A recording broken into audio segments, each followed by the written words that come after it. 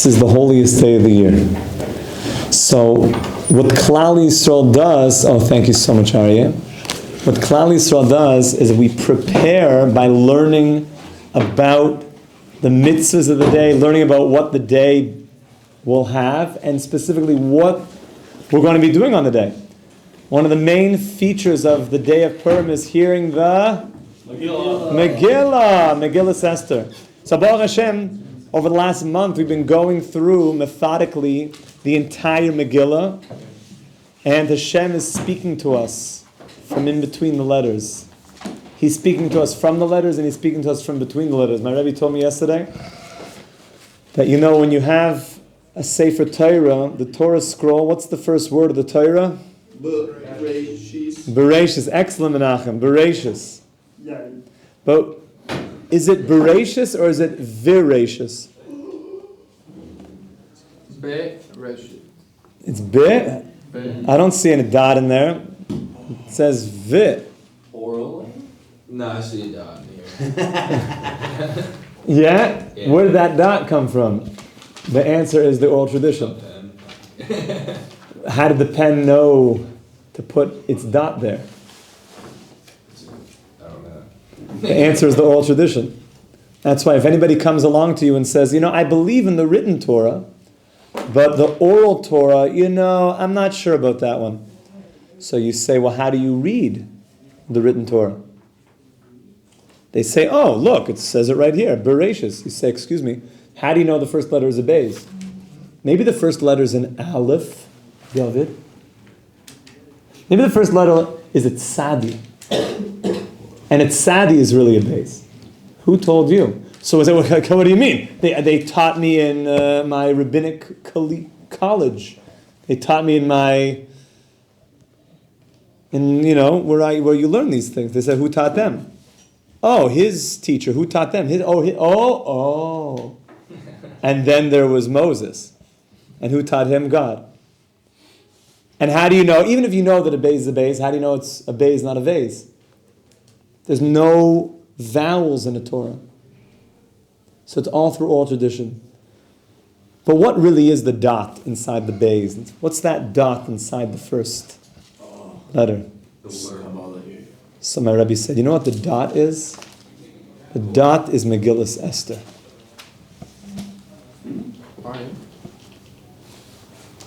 Because all the secrets are in that dot.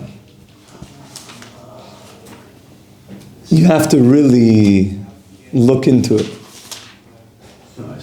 Now that you mentioned that. So we're going to learn the invisible dot. That's what Megillah Esther is. Because really, when you learn the Megillah, Zach, does anything special stand out to you when you read the scroll of Esther? Is there anything unique about it? Yeah. Have you the story does it mention God explicitly, or is it just seem like a normal story that could happen? No, God's name isn't mentioned in them. Isn't that funny? God's name is not mentioned in the Megillah. But when you put the whole story together, everything is God's name. It's so clear. So let's go back into the Megillah and try to understand deeper what's happening. We're at the place, we're about to begin the 7th chapter of Megillah Esther. Just to give you a bit of a background what just happened. So Mordechai was outside. Mordechai saved the life of the king because he overheard 2 of the king's attendants that wanted to kill Mordechai and told that to Esther, and Esther told the king, and they investigated the matter, and in fact, yes, they wanted to take the life of the king. And what happened? They killed those 2. And then it was written in the royal books and forgotten about. What happened after that? Sometime later, Haman said that I want to kill Mordechai. What did Haman build? A giant gallows. A gallows is a fancy word for a giant hanging device. A hangman, is that what they call it? Yeah? All right. Some type of hanging device to hang a gallows to hang a human being. God forbid. And on that very gallows, so that night the king couldn't sleep. And what did the king say? Bring me the royal books. and they read, oh, that Mordechai saved your life and he was never rewarded. So he said, who's in the courtyard? Oh, Haman's in the courtyard. You know what time it was? The middle of the night. Haman was coming to tell the king to go hang Mordechai on the gallows. So he tells Haman to come in, and the king says to Haman, what should be done to the one whom the king wants to honor? So what did Haman think? Who's the king talking about? I'm sure it's me. And then those famous words, Kacha yaseh li'isha shel hamelech, li'isha shel hamelech, chavitz b'karoi. That's like the song that they're going to sing 1,000 times over Purim. So you should know that one. Kacha, so should be done to the one that the king wants to honor.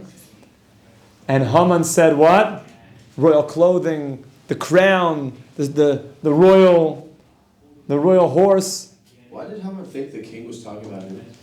Because who else would he want to honor? But what did Haman do to think that? Well, remember, he did turn himself into God. That's pretty good. When did he do that? When did he do that? That was like early in the story. And that's why Haman became even maybe higher than the king. Like, who else would the king want to honor than me? I'm God. Oh, this is very egotistic. Very. Which also, at that level of egotism, the fact that the king said, who else would he want to honor? So maybe there is somebody else, Haman. No. You see that egotism and haughtiness blinds a person. When we're so self-absorbed and egotistical, it can't even be that somebody else would get the job. It can't even be. It can't even be that something else. It can't be. So Haman said, for sure it has to be me. And then what did the king say? Kacha, make sure you do exactly that too. Mordechai, the Jew. And Haman's like, no. And he said, don't leave anything out. And what happened? Haman paraded Mordechai around, sang Kacha, singing the song Kacha Yavasele. I'm sure Haman was not Leibdik, like some trance version of it. Kacha Yavasele. And going around. At that point, what happened? You know, Haman had a daughter. Anybody know what happened to her? Oh, yeah. Oh, she killed herself. So she thought that obviously, who was the one on the horse? It's her father. Obviously her father. And who would be parading around their father? Obviously the Jew Mordechai. Elevator music. Suspenseful elevator music. So who would be the one that would be parading around? Of course that's going to be Mordechai. And of course my father, Haman, is on the horse. So what did she do? She pulled a prank. She took the chamber pot, which means the bathroom in those days, and she poured out the chamber pot out the window and onto the head of the one that was guiding the horse. And of course, that was not Mordechai, that was her father Haman. Not such good kibud aveim. And she was mortified from the fact that she just poured a tremendous amount of human feces onto her father's head. And she jumped out the window. She jumped out the window to her death. And that's the part of the story we're up to, where Haman gets to his house. He doesn't even have time to change. And he gets summoned to come to that next party of Queen Esther. Because remember, Queen Esther made another party. Now they're at the party. Perek Zayin. V'yavo HaMelech v'Haman lishtois im Esther HaMalka. And they came to drink with Esther. And now they're at the party again. Everything is drinking, and they're drinking yayin. That's why really the mitzvah of Purim is on yayin. What are we going to drink on Purim? Zach, what are we going to drink? Yayin, right? We're going to drink, pina coladas? No. Yayin. Yayin where it's at. And even if there are some people that say that you could have yayin sraf, which means spicy wine, which means whiskey. Just don't blend them together. How does it go? Grape and grain. It's also kilayim. It's also mixing. Yeah, you don't want to make kilayim. Never been sicker. That's the one. Before you're in the clear. Okay, fine. So kidamre inshi. So the people say. I would have known. Baruch Hashem. Because you just go with the yain. Keep it clean, pure wine. Drinking wine, you're always fine. Always fine. Oh, very good. Kidamre inshi. V'yomer HaMelech leEsther. And the king said to Esther, Gam hayoym hasheni. Again, there's wine. So the king says to Esther, remember the whole thing was, and what do you want from me? You came, kaloi kadas. You came not, what do you need? Ma shelosech Esther, hamalka. V'tinosin lach. What do you want, my queen? I will give it to you. Uma bakashosech. Ad chatzi amalchus v'teos. Until half the kingdom, I'll give it to you. V'tan Esther amalka v'toymar. And Esther answered, Again, this is always, if I found favor. Everything is if I found favor. Every line in the Megillah is another song. There are some people that lay in the Megillah, the whole thing is one long song. If the Melech, if it's good for the Melech, by the way, Tzimar Zilberberg also says, anytime that it says HaMelech HaChashverosh, it's also talking about Hashem. Not just HaMelech. Even HaMelech HaChashverosh, because it could have just said HaChashverosh. Imal HaMelech Toiv. And definitely if it's HaMelech exclusively, that's Mamish. Yeah, Zach. Can you clarify the whole part about God being Achashverosh in the Megillah? Because is it saying that God was Achashverosh, God was like Achashverosh was a form of God, or Achashverosh's actions were influenced by God? Such a good question. The answer is that there's nothing but God in the world. Ein oid milvado.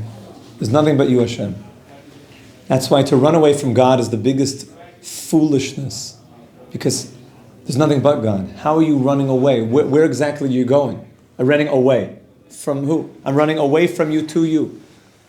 There's nothing but you, Hashem. And that's the famous Chayvis Alavavas, that there was a father who was dressed up like as a bear. And there was Purim, so he wanted to, came to the house and he came to, said, Rah! And I was like, the kids, there's a bear, Mom, there's a bear in the house. And the father took off and said, no, kids, just me. So the kids run to the father and I was so scared, Tati, from the bear. He's hugging the bear. I was so scared of the bear. Achashverosh is also called the bear. So is Vashti. I was so afraid of the bear. It's Potiphar. I was afraid. It's all Hashem. Hashem is moving through Achashverosh. Hashem is moving through him. He's not doing anything. There's only Hashem. Nobody's doing something to us. Nobody's doing anything to you. If someone does something, that's between him and Hashem. The way we move through the world is Hashem. All of it is coming from you. So what are you teaching me? Achashverosh is doing this. It's Hashem. Hashem, what are you trying to tell me? What's the message, Hashem? That's always the way we go through the world. What's the message, Hashem? Yes, Hashem is moving through Achashverosh. When Mashiach comes, so to speak, Achashverosh is going to take off, it's like, what was that, some 007, something like, whoa. And he takes off the face thing. It's like, oh my goodness. They make very realistic face things nowadays. Super realistic. They even move, the eyes move, the whole thing is super realistic. Mamish. So all of that, by the way, the tzaddikim, every single generation, everything that you see in the world, all the technology, all the advancements, is always just to give you a message. Why is it that people can make such good facial masks? Super realistic, that even move and like all the... Is you're going to think that person, that thing was so real. It was so real. And then they're going to take it off and say, no, it was just Purim the whole time. It was just Purim. That's what it means, Zach. Like we put on our masks on Purim and get dressed up. To show that you think this is what it is? No. It's all one big Purim spiel, one big Purim story. But eventually Hashem's going to take off his mask. And you're going to see there was nothing but Hashem the whole time. So what happened? Yeah. No. So now, what do you want? Tinosen li nafshi. Oh, says Esther. Give me my soul. Save my soul. Now, why did she ask first for herself? So the Al-Sheikh HaKadosh says, first she asked for herself, then she asked for the Jewish people. Because somebody who's in prison can't save themselves. They need somebody to take them out. Ein chovish materis atzim beis hasurim. They needed somebody. So she says, save me. I'm out of jail now. And then she can now ask for the Jewish people. Ve'ami bebakoshosi. This is all songs. I have to tell you something very powerful from Tzimaya. Gewaldige pshat here. Gewaldige pshat. Why, based on what we just said, that Hashem can do anything, why did Mordechai have to send Esther to appeal to Achashverosh? Why didn't Mordechai just daven for the Jewish people? Oh, Menachem. I heard something that he said, the Jewish people are going to be saved either way, but they can be saved through you. You can be an active part in this, or you can sit back and you'll be fine. You don't have to risk yourself, but it'll come about in some other way. Okay, very good. It's beautiful. He was trying to help her out. Why didn't he at least do it? Like, okay, we'll both be involved. Well, he wasn't. He probably did that.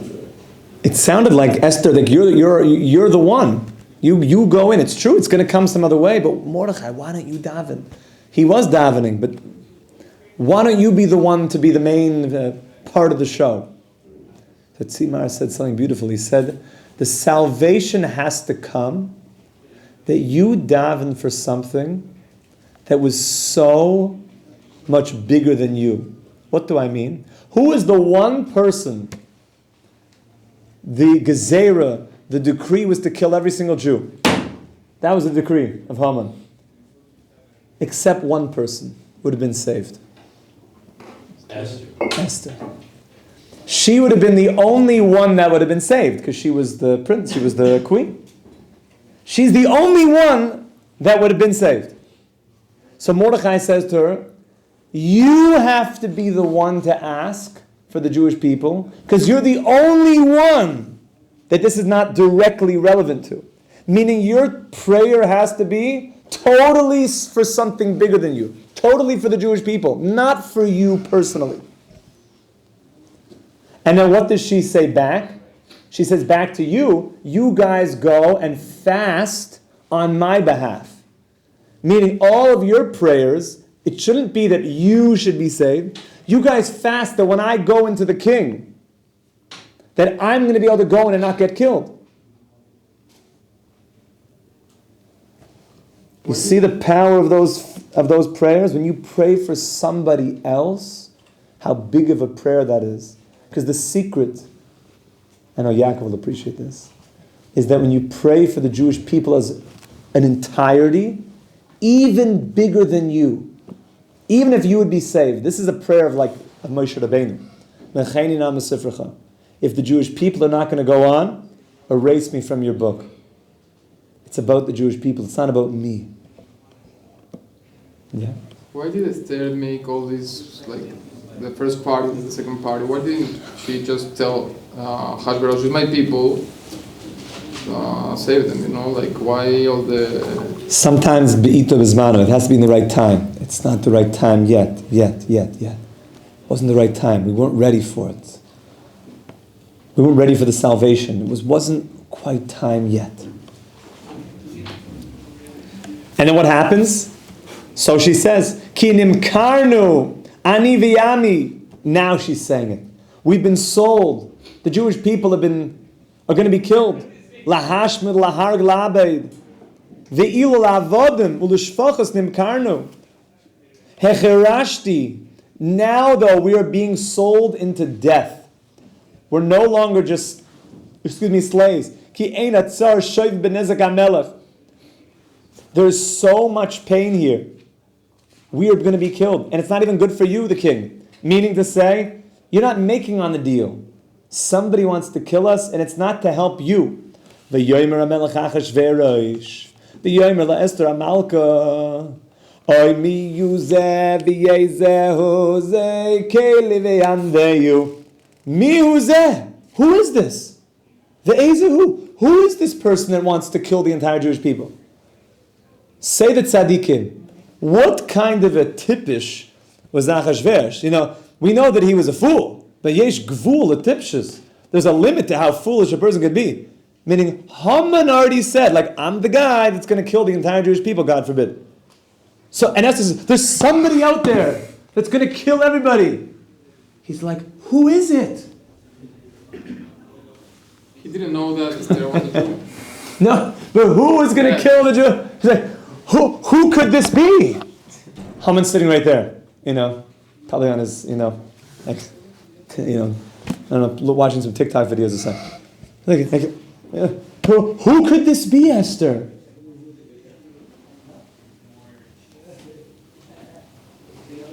That's such a strong question. Tzimara said. What was he thinking? What's the answer? This is so deep, you have to know this. Remember, anytime that it says HaMelech, even Achashverosh, it's talking about Hashem.